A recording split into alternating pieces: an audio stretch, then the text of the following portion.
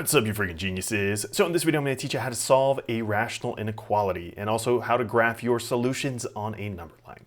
So this is the problem we're going to go over. 2x minus 7 over x minus 5 is less than or equal to 3. All right, so the first thing that we want to do is get all of our terms to one side. So here, let's move this 3 over to the left. So we can do that by subtracting 3 from both sides, right? So on this side they cancel out, we just get a big fat 0. And then on the left side, we can just rewrite it really quick. We'll get 2x minus 7 over x minus 5 minus 3 is less than or equal to 0. All right, so as you can see, I left a little space over here, and that was intentional because as you can see, we have a fraction. I know it's a complex fraction, but really this is just a fraction minus a whole number. So how do you subtract a whole number from a fraction? Well, let's just look at a simple example, just a regular old fraction. So let's say 1/4 minus 3. How would we subtract these? Well, in order to add or subtract fractions, you need to have the same denominator, right? Here we don't have a denominator on this 3, but we can write it as a fraction. We can simply write it as 3 over 1, right? Same thing.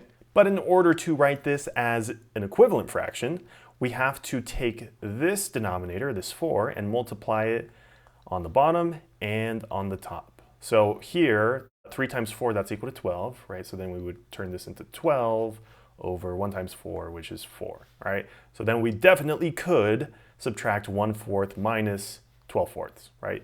So we're going to have to do the exact same thing over here. We're going to have to take this denominator from the fraction and multiply it by this whole number on the top. So we're going to say x minus 5 on the top and x minus 5 on the bottom. Okay, so now let's simplify what we have here, and I'll write it on this side. So now we have 2x minus 7 over x minus 5 minus, right? So we're subtracting minus, and then we're going to take this 3 and distribute it into these parentheses. So 3 times x, that's 3x, and then 3 times negative 5 is negative 15, so minus 15, and that's going to be over this denominator right here, which is simply x minus 5. And again, we're saying that that's less than or equal to 0. Okay, great. So as you can see, now they have the same denominator. So since we have two fractions that we're subtracting with the same denominators, we can actually combine the numerators. So here we can write this as 2x minus 7. And then here, this negative sign, we're going to basically distribute it into the top.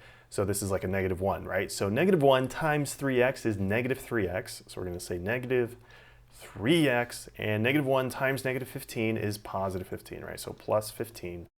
And again, that's going to be over x minus 5. And that's less than or equal to 0. All right. So now we're getting somewhere, right? So as you can see, now there are some terms that we can combine. So first of all, 2x minus 3x is negative 1x, or we can simply write that as negative x. So done with those two. And negative 7 plus 15 is positive 8. So we're going to say plus 8. And again, that's over x minus 5, and that's less than or equal to 0. All right, great. So as you can see, we finally got this down as simplified as we can possibly get it. Okay, so now we just have to test a few key numbers. And the first two key numbers you're going to test, you get from the numerator and the denominator. So you're going to set the numerator, negative x plus 8, you're going to set that equal to 0 and solve for x. And we're going to do the same thing with the denominator, right? X minus 5 is equal to 0. So first of all, on the left side over here, solving for x, we can get rid of this positive 8 by subtracting the 8 from both sides. Those cancel out, so we're left with negative x is equal to negative 8. So then here, to get rid of this negative sign, we can divide both sides by negative 1. Those cancel out, and we're simply left with x is equal to positive 8, right? So there's one key number that we're going to graph on our number line. And the other one is going to come from this equation. So here, solving for x, we can just add 5 to both sides. Those cancel out. So we get x is equal to positive 5. All right.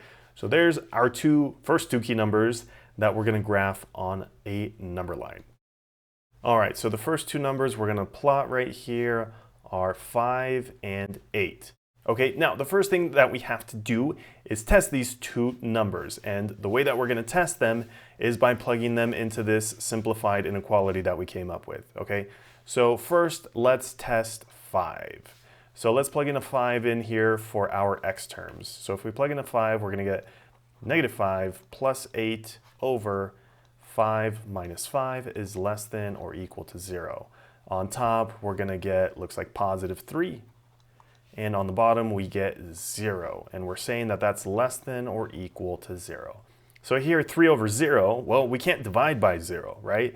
So that's a problem. So that means whenever we plug in a 5 into this inequality, it's actually undefined. All right, let's just abbreviate that. Okay, so that just means that the number 5 is not a part of our solution or solution set, okay? So here at 5, we're going to put an open circle. Okay, great. So now let's test our other key number, +8. So let's plug in a +8 into this inequality. So here we're going to get -8 plus 8 all over 8 minus 5 is less than or equal to 0. On top, -8 plus 8 is equal to 0. So we get 0 on top. And 8 minus 5 on the bottom is 3. And we're saying that that's less than or equal to 0. So 0 divided by 3 is equal to 0, right? So here we get that 0 is less than or equal to 0. Okay, so since we got a true statement, that means this number that we plugged in is a solution. So here at 8, we're going to put a circle and we're going to fill it in. Okay, great. So then the last thing we have to do is simply test a number from each of these spaces that are in between and on the sides of our two key numbers, all right? So we can pick any number to the left, any number in the middle, and any number to the right. So let's try and keep this simple. So to pick a number to the left, let's just pick 0, all right? So let's plug in a 0 into our inequality and see if we get a valid statement or not.